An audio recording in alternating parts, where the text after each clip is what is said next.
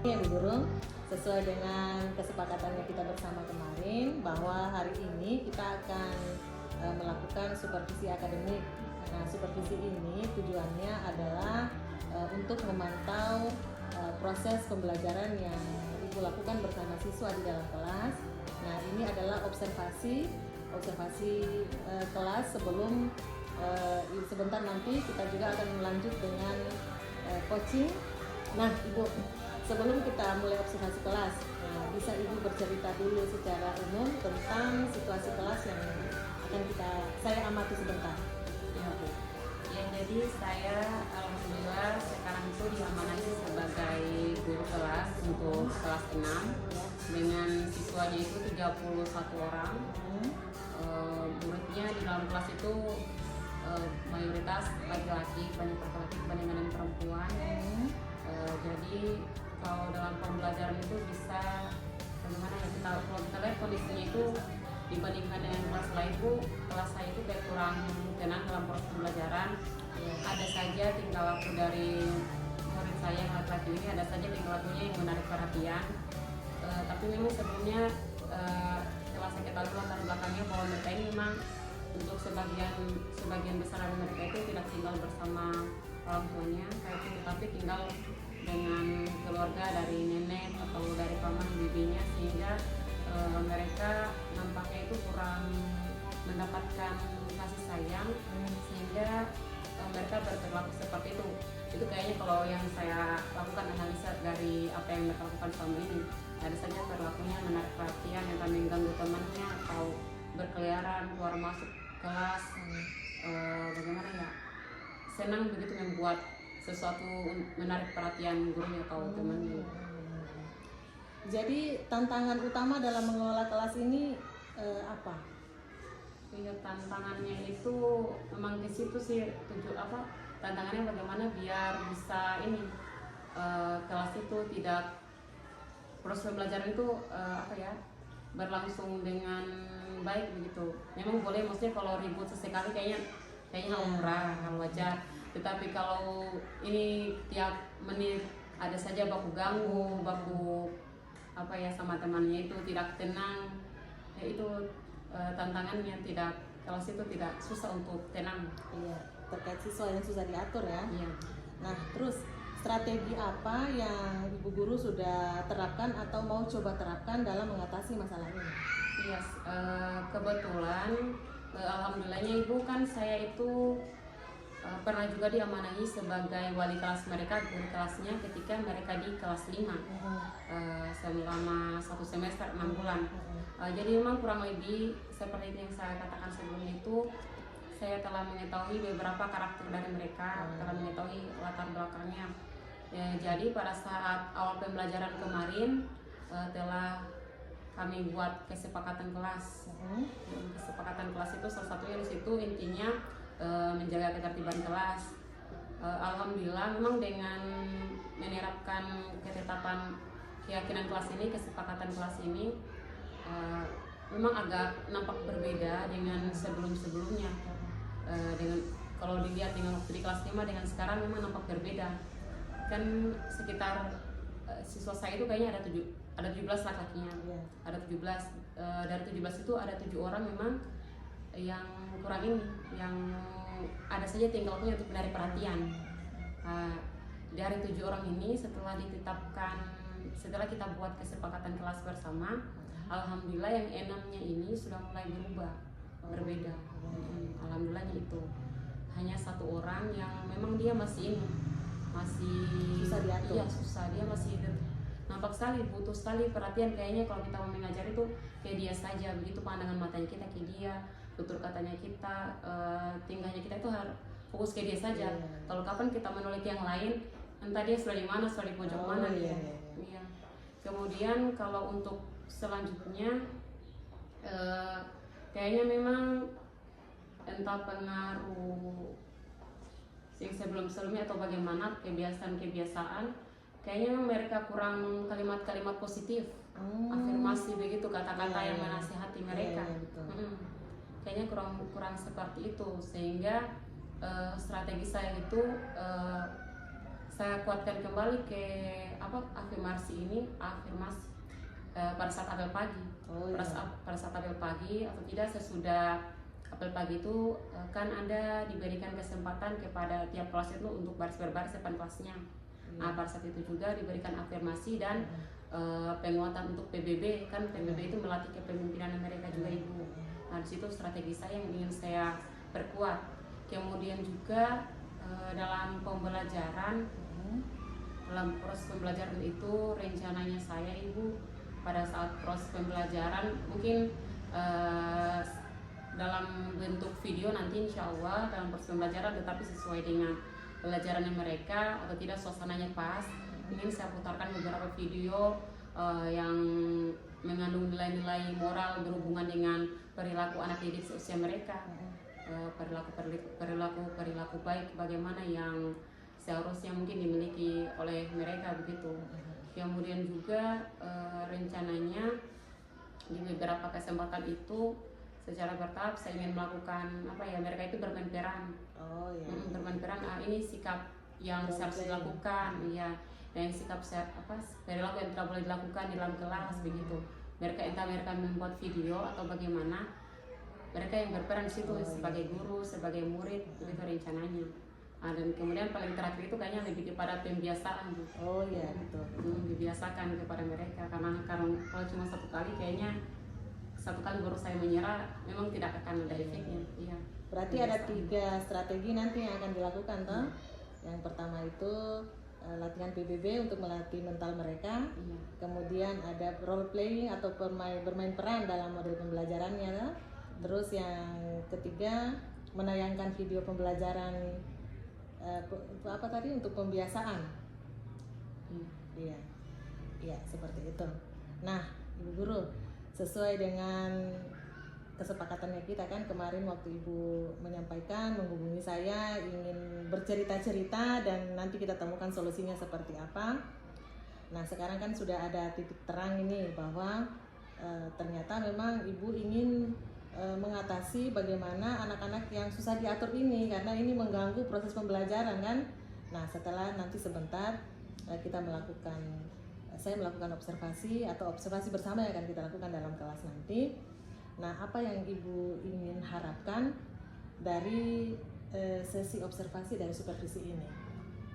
Harapan saya itu dengan melakukan kegiatan ini bisa muncul solusi, bisa untuk dalam pembelajaran selanjutnya itu bisa saya atasi, bisa muncul solusi begitu untuk murid-murid saya yang memang yang super aktif ini, mereka bisa kembali seperti teman-temannya begitu.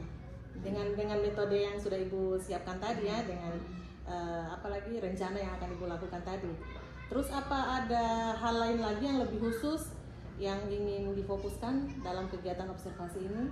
Maksudnya selain dari anak-anak itu bagaimana supaya mereka bisa tertib dalam kelas selama Ibu mengajar, mungkin ada hal lain lagi yang bisa saya amati? Diselingi mungkin dengan beberapa teknik selain ice breaking, kayaknya saya akan menggunakan teknik stop untuk menghadirkan kesadaran penuhnya mereka dalam pembelajaran sehingga mereka lebih konsentrasi. Baik, nah kalau seperti itu bisa kita nanti lakukan saja sebentar apa yang rencana Ibu persiapkan dalam mengatasi atau dalam observasi nanti, terutama fokusnya pada anak-anak yang susah diatur tadi. Ya, baik Ibu. Jadi kita langsung ke kelas saja ya, beberapa saat ke depan. Ya, terima kasih Bu. Ibu duluan, nanti saya menyusul. Ya. Assalamualaikum warahmatullahi wabarakatuh. Selamat pagi. Ya, alhamdulillah hari ini kita ketemu lagi untuk belajar. Sebelum kita belajar, kita berdoa. Oke, kita kelas. Sebelum kita belajar, marilah kita berdoa. Konsentrasi, tarik nafas, tahan, hembuskan. Berarti tadi karena sudah melakukan tarik nafas, tahan dan hembuskan, semua sudah tenang. Oke, sekarang kita lanjutkan pelajaran kita. Siap? Kita semangat, siap? Siap. Perkembangan biakan? Generatif dan degeneratif. Siapa tadi?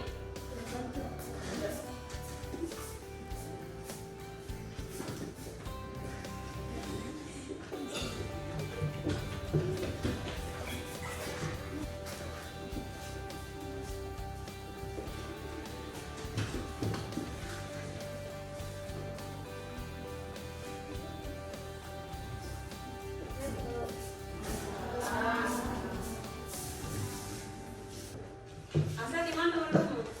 Belum. Kalian bikin apa di luar? Ayo masuk ya. Putra, sekali Fadri, salah. Kalian dari mana? Sabar. Dari mana? Dari luar bikin apa juga? Lagi tadi berdiri kayaknya, siapa lagi yang berdiri tadi? Memboi? Kira memboi? Oh, bantu mereka. Oke, fokus ya. Oke, hari ini kita belajar tentang perkembangbiakan generatif dan vegetatif. Kalau mau keluar itu minta angkat tangan atau tidak, datang di guru, ibu bisa saya izin saya keluar, saya mau ke WC, kalau ke WC, kalau mau ke kamar mandi, oke? Iya, Putra. Nah, Putra ini guru yang berbicara lah, Putra gara-gara mukanya, pegang-pegang mukanya, tapi paham Pak Putra? Itu perkembangbiakan generatif dan yang mana perkembangan vegetatif, kemudian ini kita akan membahas perkembangbiakan tumbuhan, yaitu ada dan perkembangbiakan vegetatif. Apa sih yang dimaksud perkembangbiakan generatif? Yaitu perkembangbiakan proses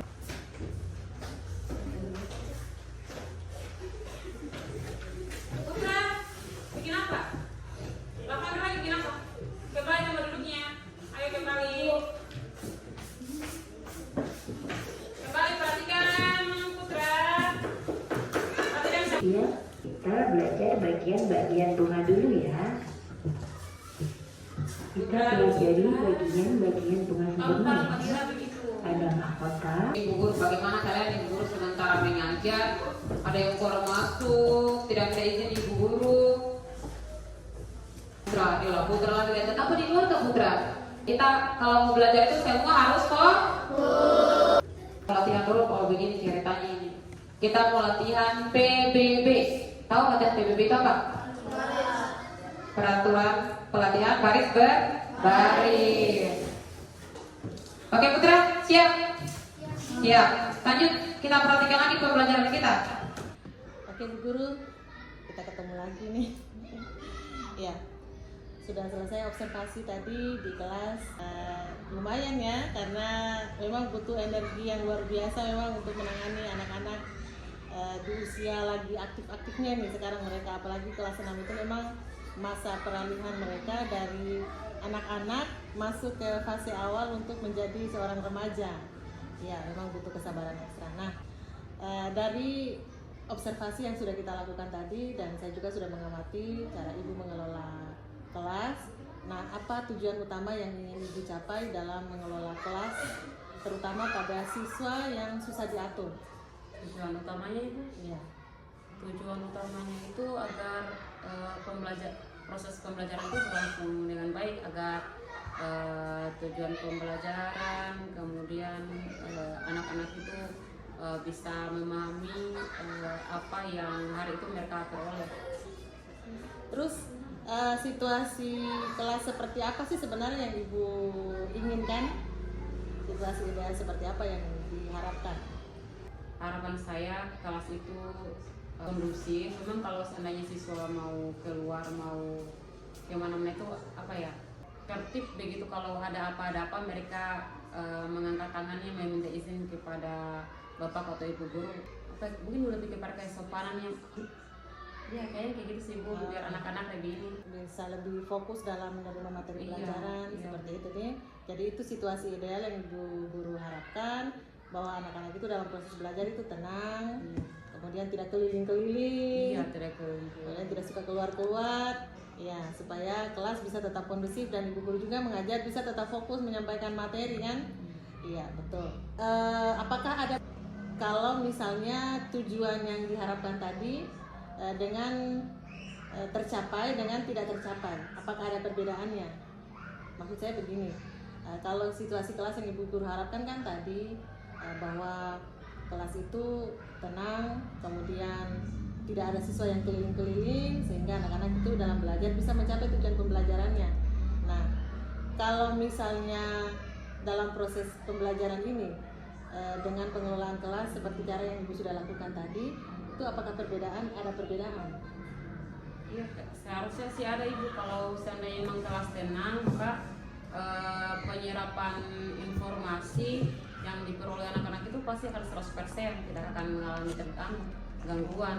Kan kalau seandainya teman-temannya keliling ke mejanya temannya, maka pandangannya teman-temannya, fokusnya teman-temannya itu tidak akan lagi kepada papan tulis atau ke buku atau kepada pembelajaran, tapi kepada temannya ini yang lalu lalang. Akhirnya mereka juga saling baku tegur, saling menegur, akhirnya tidak lagi fokus, terganggu fokusnya mereka. Nah, sebenarnya susah diatur itu karena kenapa? Suka keliling-keliling itu karena kenapa? Kayaknya susah fokus itu. Susah fokus. Berarti mereka itu susah, pokoknya intinya mereka itu susah fokus. Iya. Nah, kira-kira susah fokusnya itu apa yang menyebabkan mereka jadi susah fokus? Mereka tertarik dengan apa yang ada di luar kelas. Di meja temannya. Di meja teman, iya ada saja yang mereka lihat itu kayaknya menarik Perhatiannya. iya, perhatian mereka untuk ke situ atau tidak ke luar, entah ke kantin atau apa.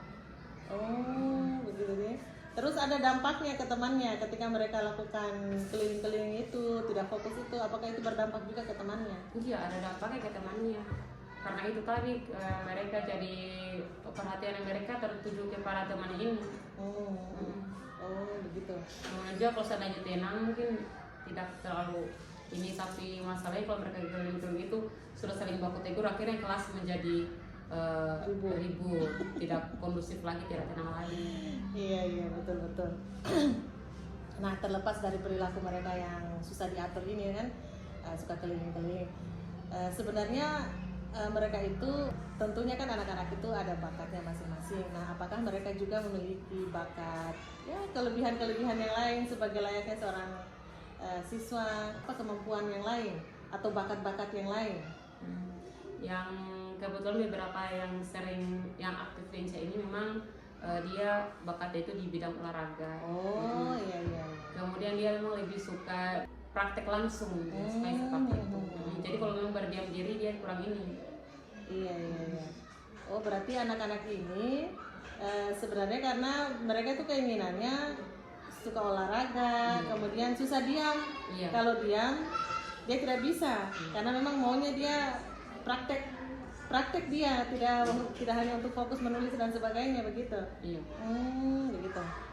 Itu kan termasuk potensi juga ya, karena anak-anak itu suka olahraga. Nah, kira-kira untuk memanfaatkan potensinya mereka itu, Bu, supaya juga mereka tidak mengganggu temannya dan fokus, kira-kira rencananya Ibu seperti apa? Dalam proses pembelajaran kayak lebih kepada ini Bu, langsung dipetakan saja, berarti dari awal memang dibuat kelompok langsung memang yang bidangnya di praktek kinestetik, kayaknya langsung posisinya langsung saya ubah seperti itu. Kinestetik memang yang ke visual, sama-sama visual, yang audio langsung sama-sama audio kayaknya. Iya. Berarti langsung ibu guru sendiri melakukan pemetaan berdasarkan karakteristik gaya belajar mereka masing-masing kan? Iya. Berarti itu bisa dilakukan. Iya. Nah, terus untuk bisa melakukan pengklasifikasian siswa sesuai dengan gaya belajar mereka, Ibu butuh dukungan tidak? Butuh. Yang bisa mendukung Ibu itu untuk mengimplementasikan rencana Ibu itu apa apa dan bagaimana atau siapa? Yang lebih pada sarana dan prasarana itu. Oh, sarana dan prasarana. Berarti kalau sarana dan prasarana berarti hubungannya dengan pihak kepala sekolah ya? Iya. Iya. Jadi kira-kira nanti bagaimana upayanya Ibu untuk mengatasi hal ini? Artinya kan Ibu akan berhadapan dengan kepala sekolah, nanti apa yang akan disampaikan kepada kepala sekolah? Insya Allah ke depan itu mungkin komunikasi dengan kepala sekolah itu yang saya sampaikan bahwa bagaimana kondisi siswa saya dalam kelas dan tujuan apa yang ingin saya capai, kemudian apa yang saya perlukan untuk mencapai solusi siswa saya ini agar mereka tenang dalam pembelajaran, bahwa saya membutuhkan hal-hal tersebut, sarana dan prasarana yang mendukung proses pembelajaran dalam kelas. Untuk mendukung supaya mereka bisa belajar sesuai dengan gaya belajarnya dan fokus dan sesuai dengan harapan Ibu sendiri, kelas itu menjadi tenang dan anak-anak itu bisa fokus dan mencapai tujuan belajarnya semua kan? Iya. Nah, rencana Ibu itu kapan akan dilakukan? Insya Allah kalau komunikasi dengan kepala sekolah secepatnya Bu, mungkin hari Senin atau hari Selasa. Senin Selasa ini mungkin bisa komunikasi dengan kepala sekolah untuk kegiatan selanjutnya atau tahap selanjutnya. Nah, apakah Ibu yakin rencana ini bisa berhasil? Kayaknya sih bisa, yakin, komitmen. Bismillah bisa. Iya. Terus untuk mengukur keberhasilan itu nanti kira-kira apa yang akan Ibu lakukan? Untuk mengukur keberhasilannya itu kayaknya kalau untuk dalam 1 hari 2 hari tidak bisa langsung kelihatan hasilnya. Sekitar 1 minggu atau 2 minggu itu insya Allah bisa evaluasi lagi. Ya, evaluasinya itu lihat nanti dalam kelas bagaimana, apakah mereka sudah tenang. Kemudian kayaknya bisa saya ajukan juga umpan balik kepada mereka untuk menuliskan pendapat mereka tentang proses pembelajaran yang berlangsung selama kurang lebih 1 minggu dan minggu itu.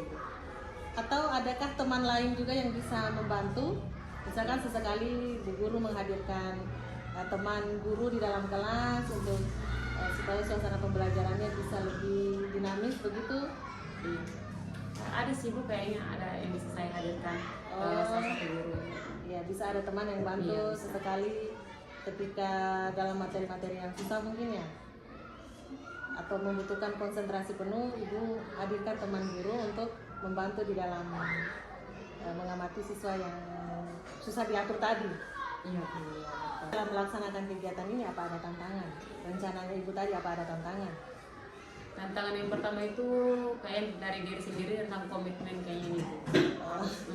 Itu yang paling utama, komitmen untuk menguatkan diri itu yang pertama. Yang kedua itu lebih kepada penyesuaian waktu. Terus untuk mengatasi tantangannya ini kira-kira apa yang akan Ibu lakukan?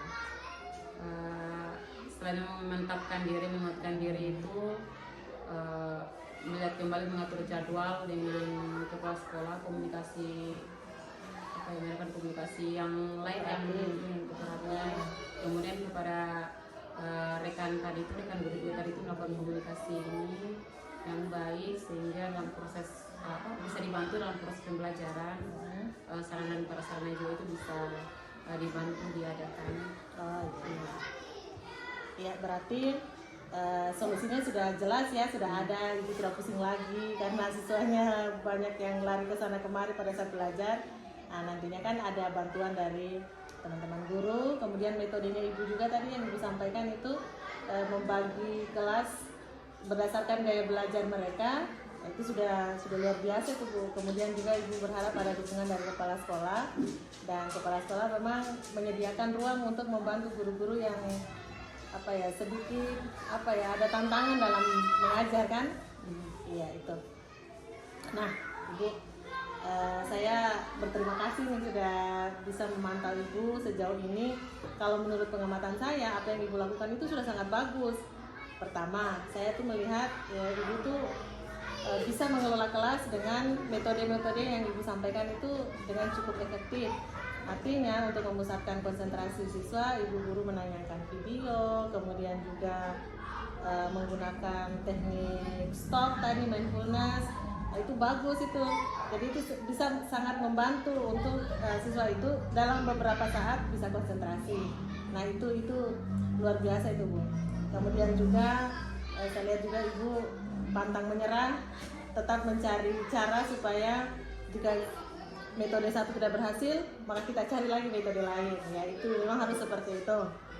Kemudian anak-anak juga saya lihat tadi cukup tenang, yang lain hanya beberapa yang Ibu sampaikan itu. Artinya di fase mereka itu dalam peralihan anak-anak ke remaja, Ibu sudah cukup bagus menata pengelolaan pembelajaran di dalam kelas. Ya itu. Nah Ibu, sampai di sini dari percakapan kita dan dari diskusi kita kemarin, nah apa yang Ibu harapkan dari pertemuan coaching supervisi akademik ini? Ada titik terang kayaknya solusi dari hambatan-hambatan yang saya alami dalam proses pembelajaran. Ada titik terang ya, dan ya saya juga terima kasih juga, senang juga bisa membantu Ibu. Akhirnya bisa menemukan solusi. Ya mudah-mudahan berhasil, dan kalau misalnya Ibu ada apa ya, merasa ada sesuatu lagi yang ingin kita diskusikan, silakan hubungi saja, tidak usah ragu. Nanti kita temukan waktunya kapan-kapan saya ada kesempatan, dan Ibu juga memiliki waktu yang luang, kita diskusi lebih banyak lagi. Senang sekali nih bisa berdiskusi Bu. Ya, saya doakan mudah-mudahan siswanya tidak ribut-ribut lagi dalam kelas, supaya tenang dan makin lancar karirnya.